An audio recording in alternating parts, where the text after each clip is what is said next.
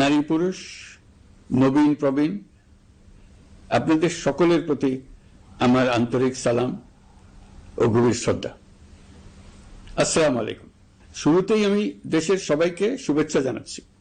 দীর্ঘ 17 বছর পর একটি উৎসব মুখর, অংশগ্রহণমূলক ও শান্তিপূর্ণ জাতীয় নির্বাচন সফলভাবে সম্পন্ন করার জন্য এই নির্বাচনের মাধ্যমে জনগণ, ভোটার, রাজনৈতিক দল, প্রার্থী, নির্বাচন সংশ্লিষ্ট প্রতিষ্ঠান ও আইনশৃঙ্খলা বাহিনী সম্মিলিতভাবে একটি প্রশংসনীয় নজির সৃষ্টি করেছে। ভবিষ্যতে বাংলাদেশের নির্বাচন কেমন হওয়া উচিত, এই নির্বাচন তার একটি উৎকৃষ্ট উদাহরণ হয়ে থাকবে।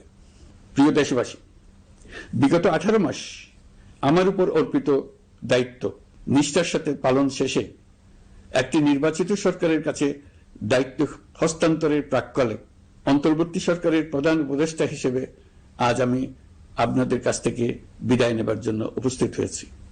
আজ বিদায়ের দিনে 5ই আগস্টের কথা স্মরণ করে আপনাদের কিছু কথা বলবো। কি মহা মুক্তির দিন ছিল সেদিনটি, সে কি আনন্দের দিন। বাংলাদেশিরা দেশে বিদেশে যে যেখানে ছিল আনন্দে চোখের পানি ফেলেছিল।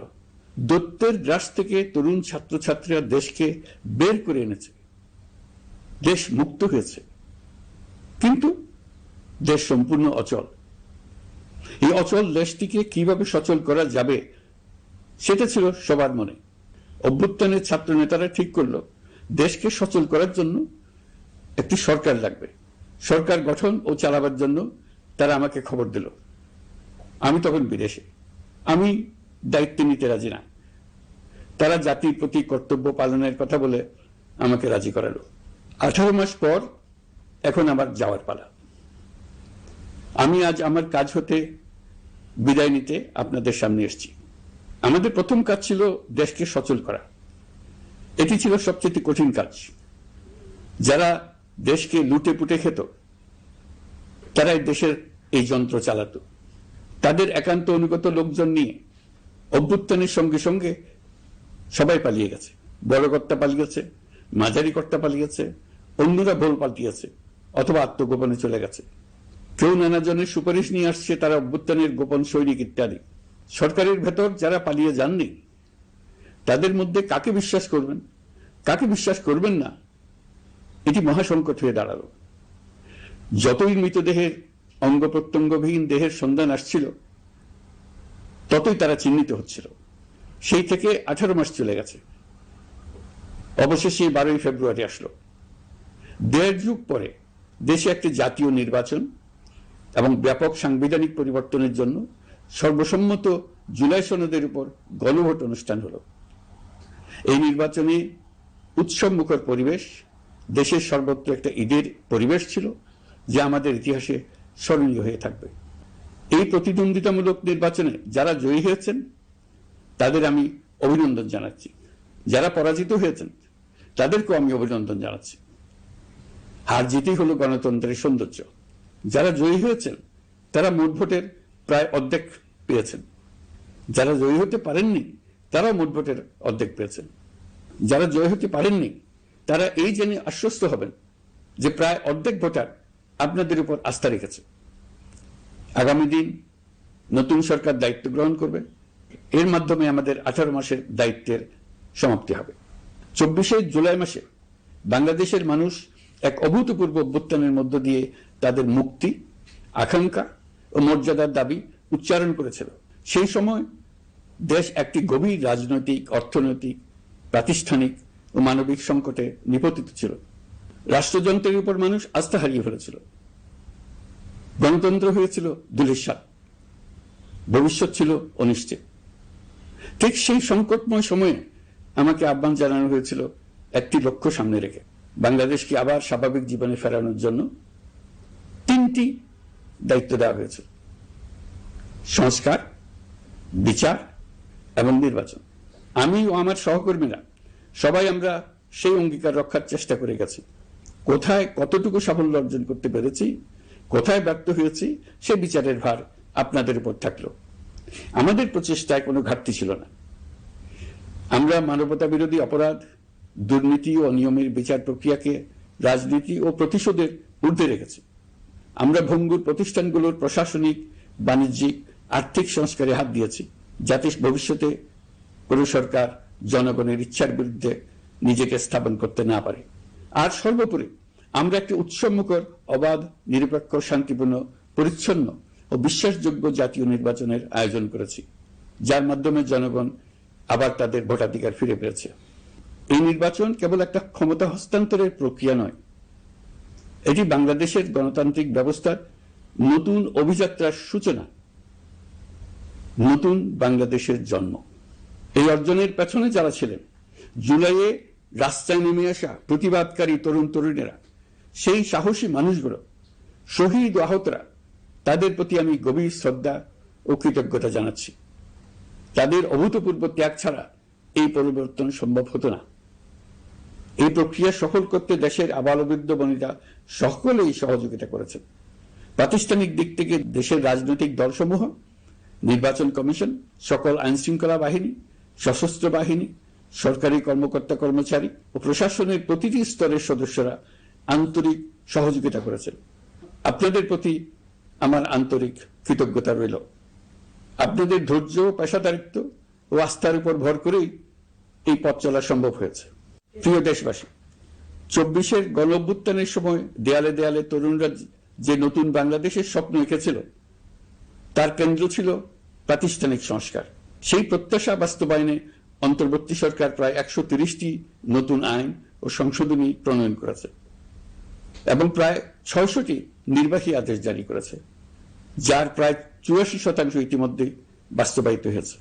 এই সংস্কার সমূহ নাগরিক অধিকারকে সংহত করেছে, বিচার ব্যবস্থাকে শক্তিশালী করেছে এবং গুম, খুন ও বিচার বহির্ভূত হত্যার সংস্কৃতি যেন আর কখনো ফিরে না আসে সেটা নিশ্চিত করেছে। আমরা দায়িত্ব গ্রহণের সময় দেশের আইন শৃঙ্খলা পরিস্থিতি ছিল অত্যন্ত ভঙ্গুর। থানাগুলো ছিল পুলিশ শূন্য, জনগণের মধ্যে আস্থার বদলে ভয় ও শঙ্কা তৈরি হয়েছিল। ধাপে ধাপে আমরা সেই অবস্থার পরিবর্তন ঘটিয়েছি। আজ পুলিশ আর মারণাস্ত্র ব্যবহার করে না, বেআইনিভাবে কাউকে তুলে নিয়ে যায় না, বন্দুক যুদ্ধের নামে হত্যা করে না, পুলিশ ও গোয়েন্দা বাহিনীর ভয়ে কাউকে ডিলিট বাটন চাপতে হয় না। জনবান্ধব ও জবাবদিহিমূলক বাহিনী হিসেবে গড়ে তোলার লক্ষ্যে পুলিশ কমিশন অধ্যাদেশ 2025 প্রণয়ন করা হয়েছে। বিচার বিভাগকে স্বাধীন ও শক্তিশালী করতে পৃথক সচিবালয় গঠন, বিচারক নিয়োগের স্বচ্ছ কাঠামো এবং দেওয়ানি ও ফৌজদারি আইনে যুগান্তকারী সংস্কার করা হয়েছে। সেপারেশন অব জুডিশিয়ারির জন্য মাজদার হোসেন মামলার রায় আমরা বাস্তবায়ন করে গেলাম। গুমকে মানবতার বিরুদ্ধে অপরাধ হিসেবে স্বীকৃতি দিয়ে আন্তর্জাতিক অপরাধ ট্রাইব্যুনাল আইন সংশোধন করা হয়েছে। বিচার প্রক্রিয়াকে স্বচ্ছ করতে রায় সরাসরি সম্প্রচারের সুযোগ, বিদেশি আইনজীবী নিয়োগ এবং অন্তর্বর্তী আপিলের বিধান যুক্ত করা হয়েছে। বাংলাদেশ যেন আর কখনো মানবাধিকারহীন রাষ্ট্রে পরিণত না হয় সেই লক্ষ্যে জাতীয় মানবাধিকার কমিশন অধ্যাদেশ জারি করা হয়েছে এবং কমিশন গঠন করা হয়েছে। প্রিয় দেশবাসী, একটি সমাজ তখনই উন্নত হয় যখন তার নারীরা নিরাপদ, সম্মানিত ও সমান অধিকার প্রাপ্ত। উন্নয়ন তখনই টেকসই হয় যখন নারীরা সিদ্ধান্ত গ্রহণে, অর্থনীতিতে, শিক্ষায় ও নেতৃত্বে সমানভাবে অংশ নিতে পারেন। যে নতুন বাংলাদেশের স্বপ্ন আমরা দেখছি, নারীদের অগ্রযাত্রা ছাড়া তা গড়ে তোলা সম্ভব নয়। নারী ও শিশু সুরক্ষা, যৌন হয়রানি প্রতিরোধ অধ্যাদেশ, পারিবারিক সহিংসতা প্রতিরোধের অধ্যাদেশ এবং নারী ও শিশু নির্যাতন দমন আইন সংশোধন করা হয়েছে। নতুন এসব আইনের মাধ্যমে কর্মক্ষেত্রে ও শিক্ষা প্রতিষ্ঠানে নারীদের হয়রানি প্রতিরোধ ও সুরক্ষা আবার নিশ্চিত করার পথ সুগম করা হয়েছে। প্রিয় দেশবাসী, অভ্যুত্থান পরবর্তী এক উত্তাল সময়ে দেশকে ধীরে ধীরে স্বাভাবিক ধারায় ফিরিয়ে আনতে আমাদের সশস্ত্র বাহিনীর সৈন্যরা যে ধৈর্য, পেশাদারিত্ব ও দায়িত্ববোধের পরিচয় দিয়েছে, তার জন্য দেশবাসীর পক্ষ থেকে আমি তাদের প্রত্যেককে আন্তরিক ধন্যবাদ জানাচ্ছি। একই সঙ্গে বিশেষভাবে উল্লেখ করতে চাই, যখনই কোনো সংকটময় পরিস্থিতির উদ্ভব হয়েছে, তখনই দেশের রাজনৈতিক নেতৃত্ব আমাদের আহ্বানে তাৎক্ষণিকভাবে সাড়া দিয়েছেন এবং সহযোগিতার হাত বাড়িয়ে দিয়েছেন। এই পারস্পরিক দায়িত্ববোধ ও সংযমই দেশকে অস্থিরতার পথ থেকে স্থিতিশীলতার দিকে এগিয়ে নিতে সহায়ক হয়েছে। স্বৈরাচারের 16 বছরে এদেশের রাজনৈতিক নেতাকর্মীরা যে ভয়াবহ নিপীড়ন, মামলা, হামলা, গুম ও হত্যার শিকার হয়েছেন তা আমাদের জাতির জন্য এক গভীর বেদনাদায়ক শিক্ষা। এই অভিজ্ঞতা আমাদের স্মরণ করিয়ে দেয় যাতে ভবিষ্যতে আর কখনো কোনো জালেম মাথাচাড়া দিয়ে উঠতে না পারে, যেন আর কখনো ফেসিবাদ প্রতিষ্ঠিত না হয়, শত শত আয়নাঘর সৃষ্টি না হয়, বিচার বহির্ভূত হত্যা ফিরে না আসে। সেই জন্য কেবল রাজনৈতিক অঙ্গীকারই যথেষ্ট নয়, প্রয়োজন ন্যায় বিচার নিশ্চিত করার লক্ষ্যে বিচার ব্যবস্থা ও রাষ্ট্রীয় কাঠামোর মৌলিক ও গভীর সংস্কার। এই উপলব্ধি থেকেই অন্তর্বর্তী সরকার তার সংস্কার কর্মসূচিকে সর্বোচ্চ অগ্রাধিকার দিয়েছে। প্রিয় দেশবাসী, ফ্যাসিস্ট সরকারের 16 বছরের নিপীড়ন ও জুলাইয়ের রক্তাক্ত স্মৃতি এখনো আমাদের মাঝে তাজা হয়ে আছে। যারা ভয়াবহ নিপীড়ন ও নির্যাতন চালিয়েছে তাদের বিচার করা এবং যেন আর কেউ এ ধরনের দুঃশাসন কায়েম করতে না পারে সেটা নিশ্চিত করা আমাদের গুরু দায়িত্ব। বিচার একটা চলমান প্রক্রিয়া। একাধিক ট্রাইব্যুনাল বর্তমানে সক্রিয়ভাবে কাজ করছে। ইতিমধ্যে একাধিক মামলার রায় ঘোষণা হয়েছে। আন্তর্জাতিক অপরাধ ট্রাইব্যুনালে ফেসিবাদের সময় দেশে যে গুমের সংস্কৃতি গড়ে উঠেছিল সেই ভয়াবহ মানবাধিকার লঙ্ঘনের বিচারও শুরু হয়েছে। বেশ কিছু মামলার বিচারিক কার্যক্রম এখন শেষের পথে। আমরা আশা করছি আগামী দিনগুলোতেও বিচারিক প্রক্রিয়া অত্যন্ত নিরপেক্ষ ও স্বচ্ছতার সঙ্গে এগিয়ে যাবে। প্রিয় দেশবাসী, অন্তর্বর্তী সরকারের সবচেয়ে বড় অর্জন জুলাই সনদ, যার ভিত্তিতে গণভোটে বিপুল সংখ্যাগরিষ্ঠতায় তা বাস্তবায়নের সিদ্ধান্ত দিয়েছে দেশের মানুষ। জুলাই সনদের বাস্তবায়ন হলে ফেসিবাদ ফিরে আসার পথগুলো চিরতরে বন্ধ হয়ে যাবে। আশা করব এটা নির্ধারিত সময়ের সীমার মধ্যেই বাস্তবায়ন হবে। অন্তর্বর্তী সরকারের ছোট বড় ভালো মন্দ অনেক কথা ভুলে গেলেও জুলাই সনদের কথা জাতি কখনো ভুলবে না। এই সনদ রচনা এবং গণভোটে পাশ করানোর জন্য আমি সকল রাজনৈতিক দল, সামাজিক সংগঠন, অধিকার রক্ষা প্রতিষ্ঠান যারা অক্লান্ত পরিশ্রম করেছে তাদের সবাইকে আজ অভিনন্দন জানাচ্ছি। এই নির্বাচনে প্রথমবারের মতো প্রবাসীদের ভোট দেওয়ার সুযোগ সৃষ্টি করা হয়েছে। যখন একজন ভোটার গর্ব করে এই নির্বাচন ও গণভোটে ভোট দেওয়ার অভিজ্ঞতা সোশ্যাল মিডিয়ায় বলে, তখন একজন নাগরিক হিসেবে আমি আনন্দ ধরে রাখতে পারি না। আমি আশা করি এই প্রক্রিয়ায় ভবিষ্যতে আরো অনেক বেশি প্রবাসীরা নিশ্চিন্তে অংশগ্রহণ করতে পারবে। প্রিয় দেশবাসী, আমরা দায়িত্ব গ্রহণের সময় অর্থনীতি ছিল বিপর্যস্ত, ব্যাংকিং ব্যবস্থা ভেঙে পড়েছিল, অর্থ পাচার ছিল লাগামহীন। আমরা রাজস্ব ব্যবস্থাপনা, করনীতি, মুদ্রা ব্যবস্থাপনা, আর্থিক খাতে কাঠামোগত সংস্কার এনেছি। তলাবিহীন অর্থনীতি আমাদের জন্য রেখে গিয়েছিল আগের ফেসিবাদী সরকার। কেন্দ্রীয় ব্যাংক বাণিজ্য ব্যাংককে ফতুর করে দিয়ে গেছে, $234 বিলিয়ন পাচার করে নিয়ে গেছে, বিশাল ঋণের বোঝা রেখে গেছে। এইসব আমাদের জানা কথা। আমরা যারা এই অর্থনীতি আবার চালু করার দায়িত্ব পেয়েছিলাম তারা দিশা খুঁজে পাচ্ছিলাম না। এখন যাবার সময় স্বস্তি পাচ্ছি যে আমরা অবস্থার মোকাবেলা করতে পেরেছি এবং নতুন অর্থনীতির বুনিয়াদ রচনা করে রেখে যেতে পারছি। এখন আর পাওনাদাররা আমাদের তাড়া করতে আসবে না। আন্তর্জাতিক লেনদেনে আমরা চোখে অন্ধকার দেখব না। আমাদের রিজার্ভের পরিমাণ এখন $34 বিলিয়ন। আমাদের দেশপ্রেমিক প্রবাসী ভাই বোনদের রেমিটেন্সের টাকায় এই রিজার্ভ ক্রমেই বাড়ছে। নিত্য প্রয়োজনীয় পণ্যের দাম নিয়ন্ত্রণে সরবরাহ বৃদ্ধি করা হয়েছে। টিসিবির কার্যক্রম সম্প্রসারিত হয়েছে। বাজার তদারকি ও মজুতদারির বিরুদ্ধে কঠোর ব্যবস্থা নেওয়া হয়েছে। এর ফলে খাদ্য মূল্যস্ফীতি উল্লেখযোগ্যভাবে কমেছে। শ্রমিক অধিকারকে মানবাধিকারের অংশ হিসেবে বিবেচনা করে আন্তর্জাতিক শ্রম সংস্থার গুরুত্বপূর্ণ কনভেনশন সমূহ অনুসমর্থন করা হয়েছে, যা কর্মক্ষেত্রে শ্রমিকের নিরাপত্তা ও মর্যাদা নিশ্চিত করবে। যুগান্তকারী নতুন শ্রম আইন প্রণয়ন করা হয়েছে। প্রবাসীরা আমাদের অর্থনীতির প্রাণশক্তি। তাদের সুরক্ষা ও কল্যাণে আইন সংশোধন, বিদেশে আইনি সহায়তা, নতুন শ্রম চুক্তি এবং দক্ষতা উন্নয়ন প্রকল্প গ্রহণ করা হয়েছে। বন্দর ব্যবস্থাপনা ও বিনিয়োগ কাঠামোতে আমূল সংস্কারের মাধ্যমে ইউরোপীয় সর্ববৃহৎ বিনিয়োগ সহ একাধিক কৌশলগত প্রকল্প এগিয়েছে। ব্লু ইকোনমির সম্ভাবনা কাজে লাগাতে গভীর সমুদ্র বন্দর, মৎস্য ও আধুনিক টাউনশিপ উন্নয়নে নতুন কর্তৃপক্ষ গঠন করা হয়েছে। প্রিয় দেশবাসী, পররাষ্ট্র নীতিতে বাংলাদেশের সার্বভৌমত্ব, জাতীয় স্বার্থ ও ও দেশের মর্যাদা, এই তিনটি মূল ভিত্তি আমরা দৃঢ়ভাবে পুনরুদ্ধার করতে সক্ষম হয়েছি। নতজানু পররাষ্ট্রনীতি কিংবা অপর দেশের নির্দেশনা ও পরামর্শ নির্ভর বাংলাদেশ এখন আর নয়। আজকের বাংলাদেশ নিজের স্বাধীন স্বার্থ রক্ষায় আত্মবিশ্বাসী, সক্রিয় ও দায়িত্বশীল। বিশ্বের সকল দেশের সঙ্গে পারস্পরিক সম্মান ও স্বার্থের ভিত্তিতে সম্পর্ক গড়ে তুলতে আমরা প্রতিশ্রুতিবদ্ধ। একই সঙ্গে ভারসাম্য বজায় রেখে ভবিষ্যতের জন্য প্রয়োজনীয় কৌশলগত সিদ্ধান্ত নিতে সক্ষম এমন একটি রাষ্ট্র হিসেবে বাংলাদেশ আজ নিজেকে প্রতিষ্ঠিত করেছে। রোহিঙ্গা সংকট আমাদের জাতীয় নিরাপত্তা, আঞ্চলিক স্থিতিশীলতা ও অর্থনীতির উপর একটা গুরুতর দীর্ঘস্থায়ী চাপ সৃষ্টি করে রেখেছে। দুঃখজনকভাবে দীর্ঘ সময় ধরে এই সংকট নিরসনে কোনো কার্যকর সমন্বিত আন্তর্জাতিক উদ্যোগ দৃশ্যমান ছিল না। দায়িত্ব গ্রহণের পর আমরা আন্তর্জাতিক অঙ্গনে মৃতপ্রায় এই ইস্যুটিকে পুনরায় বিশ্ব মনোযোগের কেন্দ্রে নিয়ে আসতে সক্ষম হয়েছে। এই সংকটের গুরুত্ব অনুধাবন করে জাতিসংঘ আমাদের পাশে দাঁড়িয়েছে। জাতিসংঘের মহাসচিব নিজে বাংলাদেশ সফর করেছেন এবং সমস্যার টেকসই সমাধানে সহায়তার অঙ্গীকার ব্যক্ত করেছেন। আমার অনুরোধে জাতিসংঘে রোহিঙ্গা বিষয়ে বিশেষ সভা অনুষ্ঠিত হয়েছে।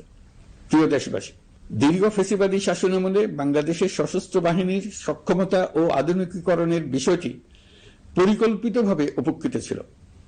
আমরা অল্প সময়ের মধ্যেই সেই অবস্থার মৌলিক পরিবর্তনের সূচনা করতে পেরেছি। দায়িত্ব গ্রহণের পর থেকেই বর্তমান সরকার সশস্ত্র বাহিনীর সক্ষমতা বৃদ্ধি, আধুনিকায়ন এবং যে কোনো ধরনের আগ্রাসন কার্যকরভাবে মোকাবেলার জন্য সশস্ত্র বাহিনীকে উপযোগী করে গড়ে তোলাকে অগ্রাধিকার দিয়েছে। সশস্ত্র বাহিনীর প্রতিরক্ষা সক্ষমতা বৃদ্ধি একটি ব্যয়বহুল প্রক্রিয়া হলেও বর্তমান বৈশ্বিক বাস্তবতায় বহির্বিশ্বের সম্ভাব্য হুমকি ও আগ্রাসন মোকাবেলার জন্য এর কোনো বিকল্প নেই।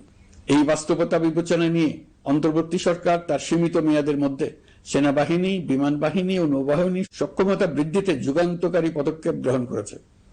আমি দৃঢ়ভাবে বিশ্বাস করি এই উদ্যোগগুলোর ধারাবাহিকতা ভবিষ্যতের নির্বাচিত গণতান্ত্রিক সরকার সমূহ অব্যাহত রাখবে, যাতে বাংলাদেশের জাতীয় নিরাপত্তা, স্বাধীনতা, সার্বভৌমত্ব, আঞ্চলিক অখণ্ডতা দীর্ঘমেয়াদে নিশ্চিত করা যায়। প্রিয় দেশবাসী, বাংলাদেশ এখন কেবল সংকট থেকে উত্তরণের গল্প নয়। বাংলাদেশ আজ অমিত সম্ভাবনার দেশ। আমাদের ছেলে মেয়েরা অসীম সম্ভাবনা নিয়ে জন্মায়। এটি সাহসী, সৃজনশীল, উদ্যমী তরুণদের দেশ। তাদের দরকার উপযুক্ত শিক্ষা, বিশ্বমানের প্রশিক্ষণ এবং এমন একটি রাষ্ট্র ব্যবস্থা যেখানে মেধা ও পরিশ্রম ও সততার মূল্য আছে। সারা বিশ্বে অর্থনৈতিক কর্মকাণ্ড পরিচালনায় প্রতি বছর বিপুল সংখ্যক দক্ষ, কর্মঠ, শৃঙ্খলাবদ্ধ কর্মীর প্রয়োজন তৈরি হচ্ছে, আর বাংলাদেশে আছে কর্মক্ষম বিপুল তরুণ সম্প্রদায়। আমরা যদি এই বৈশ্বিক চাহিদা পূরণে উপযুক্ত পদক্ষেপ গ্রহণ করি, তাহলে জাপান, কোরিয়া, মধ্যপ্রাচ্য, ইউরোপ, উত্তর আমেরিকা সহ সবাই চাইবে বাংলাদেশের তরুণ তরুণীদের শ্রম, মেধা ও সৃজনশীলতা ব্যবহার করতে। আমরা হয়ে উঠতে পারি তাদের জন্য পছন্দের একটা নির্ভরযোগ্য, দক্ষ জনশক্তি সরবরাহকারী দেশ। আমাদের খোলা সমুদ্র কেবল ভৌগোলিক সীমারেখা নয়, এটি বাংলাদেশের জন্য বিশ্ব অর্থনীতির সঙ্গে যুক্ত হওয়ার উন্মুক্ত দরজা। নেপাল, ভুটান ও সেভেন সিস্টার্সকে নিয়ে এই অঞ্চলে অর্থনৈতিক সমৃদ্ধির বিশাল সম্ভাবনা রয়েছে। অর্থনৈতিক অঞ্চল, বাণিজ্যিক চুক্তি ও শুল্কমুক্ত বাজারে প্রবেশের সুযোগের মধ্য দিয়ে এই অঞ্চলে একটি বৈশ্বিক উৎপাদন কেন্দ্র হিসেবে গড়ে ওঠার শক্তিশালী ভিত্তি প্রতিষ্ঠিত হবে। আমাদের বন্দরগুলোর দক্ষতা আন্তর্জাতিক পর্যায়ে নেবার জন্য সেরা আন্তর্জাতিক বন্দর পরিচালনা কোম্পানির সঙ্গে চুক্তির কাজে আমরা অনেক এগিয়ে এসেছি। এর দক্ষতা বাড়াতে না পারলে আমরা অর্থনৈতিক অর্জনে পিছিয়ে যাব। প্রিয় দেশবাসী, সম্প্রতি বাংলাদেশের সঙ্গে যুক্তরাষ্ট্রের একটি গুরুত্বপূর্ণ দ্বিপাক্ষিক বাণিজ্য ও শুল্ক চুক্তি সম্পন্ন হয়েছে। এই চুক্তি কেবল একটি বাণিজ্যিক সুবিধা নয়, এটি বাংলাদেশের অর্থনীতি, কর্মসংস্থান, শিল্পায়ন এবং আন্তর্জাতিক কূটনৈতিক অবস্থানকে দীর্ঘমেয়াদে শক্তিশালী করার জন্য একটি কৌশলগত ভিত্তি হিসেবে কাজ করবে। এই চুক্তির ফলে যুক্তরাষ্ট্রের বাজারে বাংলাদেশের জন্য প্রযোজ্য পারস্পরিক শুল্কভার রেসিপ্রোকাল ট্যারিফ 37% থেকে 19% কমে এসছে। এই চুক্তির একটা বিশেষ দিক হল যুক্তরাষ্ট্রে উৎপাদিত তুলা ও কৃত্রিম তন্তু ব্যবহার করে তৈরি পোশাক পণ্যে শূন্য পারস্পরিক শুল্ক সুবিধা। এটা একটা মস্ত বড় সুবিধা। এর মাধ্যমে যুক্তরাষ্ট্রের বাজারে শুল্ক সুবিধা পাওয়ায় বাংলাদেশি পোশাক আরো কম দামে যুক্তরাষ্ট্রে প্রবেশ করবে। যুক্তরাষ্ট্রের তুলা ব্যবহারের ফলে আমাদের সরবরাহ চেইন আরো বৈচিত্র্যময় ও স্থিতিশীল হবে। এটি বাংলাদেশের পোশাক শিল্পকে উচ্চ মূল্যের ও উন্নত মানের পণ্যের দিকে অগ্রসর হওয়ার সুযোগ করে দেবে। প্রিয় দেশবাসী, বাংলাদেশের অর্থনৈতিক ভবিষ্যৎ টেকসই, বৈচিত্র্যময় ও প্রযুক্তি নির্ভর করার লক্ষ্যে জাপানের সঙ্গে সম্পাদিত অর্থনৈতিক অংশীদারিত্ব চুক্তি একটি ঐতিহাসিক ও কৌশলগত অগ্রগতি। এই অংশীদারিত্বের একটি গুরুত্বপূর্ণ সুফল হল উৎপাদন ও রপ্তানির বহুমুখীকরণ। জাপানের সঙ্গে সহযোগিতার ফলে অটোমোবাইল যন্ত্রাংশ, ইলেকট্রনিক্স, রেলওয়ে সরঞ্জাম, গ্রিন টেকনোলজি এবং উচ্চ মূল্যের শিল্পপণ্যে বাংলাদেশ ধাপে ধাপে যুক্ত হতে পারবে। এতে আমাদের ঝুঁকি কমবে এবং বৈশ্বিক বাজারে বাংলাদেশের অবস্থান আরো শক্তিশালী হবে। পৃথিবীর শিল্পোন্নত দেশগুলো আমাদের দেশে বিনিয়োগ করবে শুধু জাপানে শুল্কমুক্ত রপ্তানির সুবিধা গ্রহণ করার জন্য। প্রিয় দেশবাসী, আমরা চীনের সাথে আমাদের উন্নয়ন সহযোগিতা গভীরতর করেছি। গত বছর মার্চে বেজিং এ চীনের প্রেসিডেন্ট শি জিনপিং এর সাথে বৈঠকে আমরা দুদেশের মধ্যকার কৌশলগত অংশীদারিত্বকে নতুন পর্যায়ে উন্নীত করার প্রত্যয় ব্যক্ত করেছে। ইতিমধ্যে তিস্তা নদীর সামগ্রিক ব্যবস্থাপনা ও পুনর্বাসন প্রকল্পের বিষয়ে উল্লেখযোগ্য অগ্রগতি হয়েছে। নীলফামারীতে 1000 শয্যার একটি আন্তর্জাতিক মানের হাসপাতাল তৈরিতে দুদেশ একমত হয়েছে। এই কাজটি আমরা এগিয়ে নিতে পেরেছি। আমরা এমন একটি বাংলাদেশ গড়ে তুলতে চাই যে বাংলাদেশ শুধু স্বল্প মূল্যের শ্রমনির্ভর অর্থনীতি নয়, বরং দক্ষতা ও প্রযুক্তি ও মূল্য সংযোজন ভিত্তিক অর্থনীতিতে রূপান্তরিত হবে। তবে আমি স্পষ্টভাবে বলতে চাই, এই সম্ভাবনা বাস্তবে রূপান্তরিত হলে 3টি বিষয়ের কোনো বিকল্প নেই: শিক্ষা, প্রশিক্ষণ এবং সততা। অতীতে রাষ্ট্রীয় ব্যবস্থাপনায় সীমাহীন দুর্নীতি, অসততা, অনিয়ম ও জালিয়াতিকে উৎসাহিত করা হয়েছিল। সেই সংস্কৃতি আমাদের পেছনে টেনে রেখেছিল, আমাদের বিশ্বাসযোগ্যতা ক্ষুণ্ণ করেছিল। নতুন বাংলাদেশকে সেই পথ থেকে সরে আসতে হবে। আমাদেরকে প্রতিজ্ঞাবদ্ধ হতে হবে নিয়ম মানা, প্রতিশ্রুতি রক্ষা, মান বজায় রাখা, রাষ্ট্রের প্রতিটি স্তরকে দুর্নীতিমুক্ত করা, স্বচ্ছতা ও দায়বদ্ধতা নিশ্চিত করা।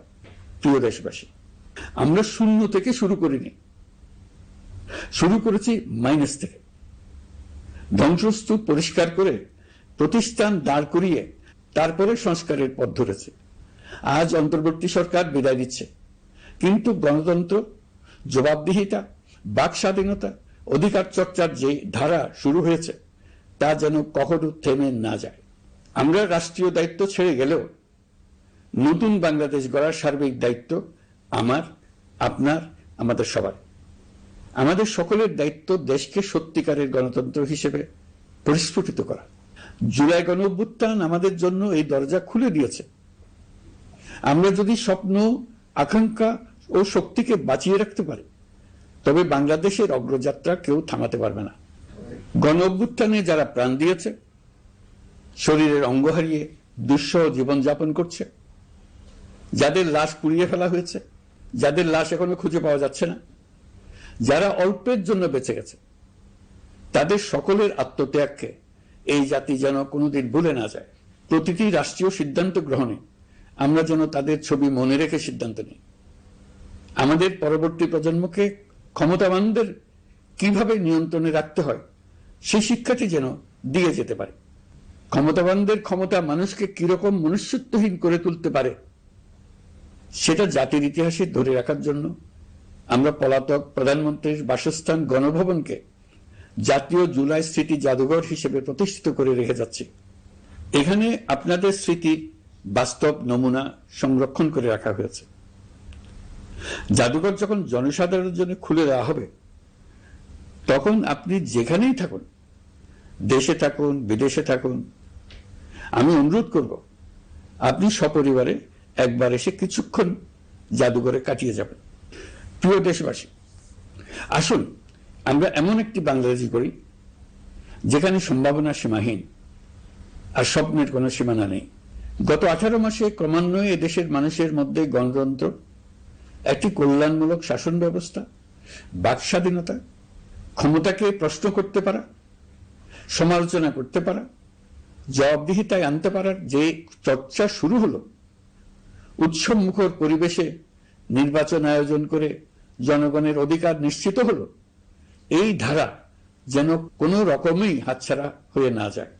আমি বিশ্বাস করি বাংলাদেশের আপামর জনসাধারণ এবং সকল রাজনৈতিক পক্ষ ইস্পাত কঠিন ঐক্যের মাধ্যমে এই ধারাকে আগামী দিনগুলোকে রক্ষা করবে, সমৃদ্ধ করবে। অধিকারের বিষয়, দেশের স্বাধীনতা সার্বভৌমত্বের বিষয়, পরবর্তী প্রজন্মের জন্য একটি সুন্দর বাংলাদেশ গড়ে তোলার প্রত্যয়ে দৃঢ় থাকতে হবে। দলমত, ধর্ম, বর্ণ, নারী পুরুষ নির্বিশেষে সবাইকে আহ্বান জানাই একটি ন্যায়ভিত্তিক, মানবিক ও গণতান্ত্রিক বাংলাদেশ গড়ে তোলার সংগ্রাম অব্যাহত রাখতে। এই আহ্বান জানিয়েই আমি অত্যন্ত আশাবাদের সঙ্গে আজ আপনাদের কাছ থেকে বিদায় নিচ্ছি। দেশের শিশু, কিশোর কিশোরী, তরুণ তরুণী, ছাত্রছাত্রী, নারী পুরুষ, নবীন প্রবীণ, আমার দায়িত্ব থেকে বিদায় নেবার এই প্রাক্কালে আপনাদের সকলের প্রতি আন্তরিক ধন্যবাদ জানাচ্ছি। আমার জন্য দোয়া করবেন।